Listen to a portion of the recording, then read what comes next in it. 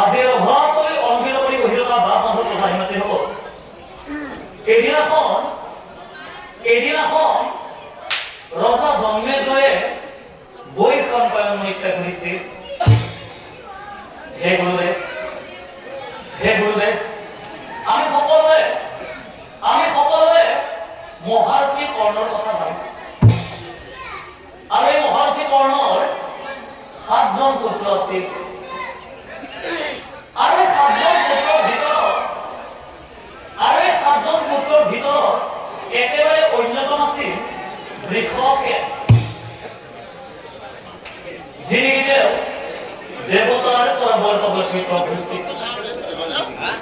কিন্তু গুৰুদেৱ, এনেহেন এজন বীৰ পুত্ৰ কেৱল প্ৰভু কৃষ্ণই চলনা কৰি নিধন কৰিব লগা হৈছিল। এই কথা গুৰুদেৱ মোক কোৱা বুজায়। কি কোৱা ৰজা জন্মেজয়, তুমিতো খুব ভাল প্ৰশ্ন কৰিলা।